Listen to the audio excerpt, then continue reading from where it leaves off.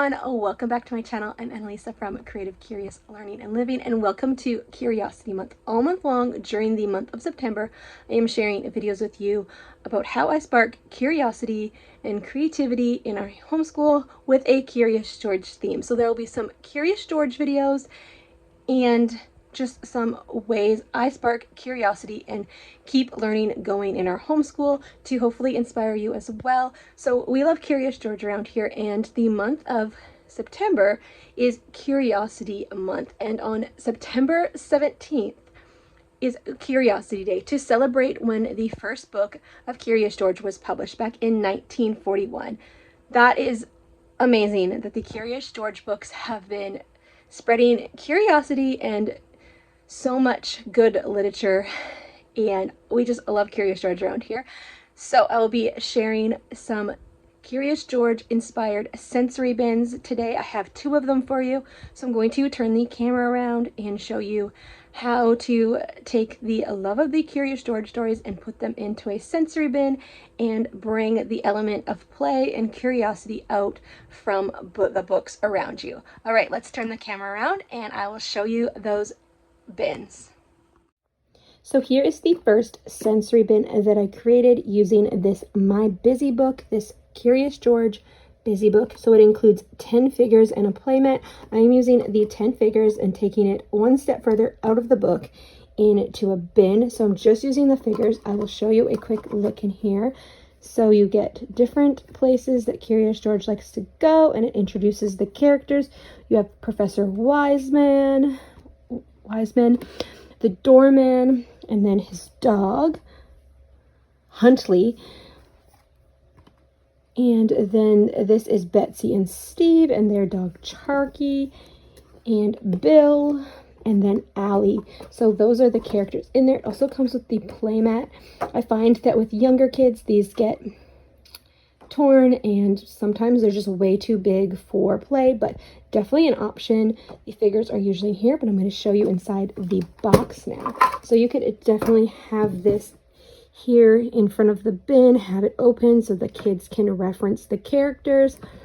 But let's look in this bin. So you have the 10 figures here, and then these little houses are from Learning Resources.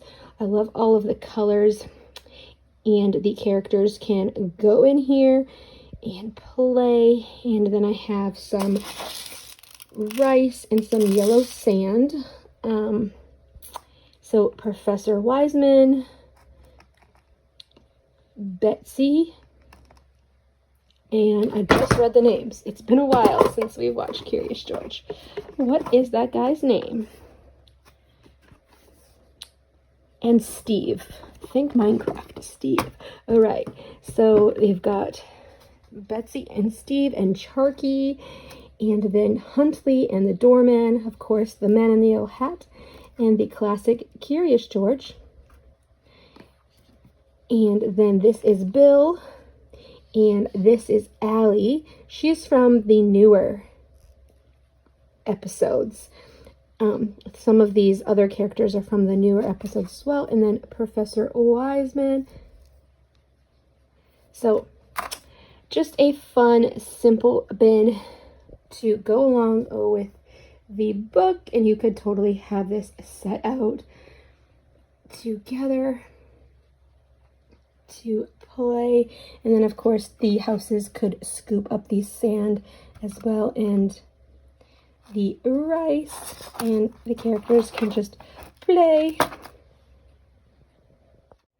All right, here is the second Curious George bin that I have created for 2025 for my kiddos in our homeschool.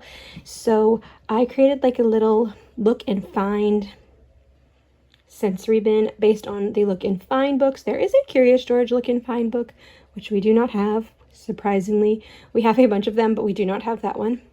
But I created my own. So these are little sticky notes, but I just laminated them from, they're not even really sticky notes, it's like a notepad. I got these when I got all of my party decor last year, and I went ahead and laminated these and put them in the bin to represent Curious George.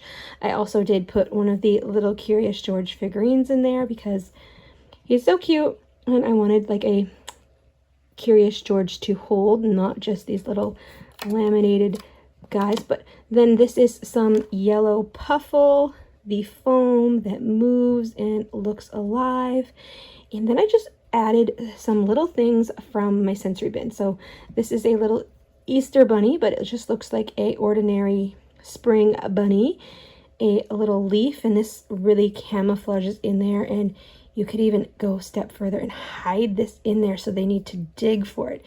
And then I grabbed this a frog from another sensory bin that I did, a little St. Patrick's Day coin, one of the little ducks that I used in a Valentine's Day bin, a carrot from the Easter stuff. These are like little wooden pieces with this one, a little shamrock, a gold one, a green one, and this is one of these skateboards that I had in a Valentine's Day bin as well. So, and then this is a magnifying glass from our water brushes, or not our water brushes, the water pens with the water, and there's some that you have to like look for the red. I do not have a ordinary magnifying glass. We did have some, but they're like the more breakable ones. So for my toddler, I thought this would be really fun. If you hold it up far enough, it's like really, really cool. You can be like, oh, what is this? It's not a magnifying glass, but you see it from a different perspective. What is that? That's a frog. Oh, there's a leaf. Oh, it's Curious George. Oh, there's George. There's the bunny. Oh, what do we see? And just a little fun element.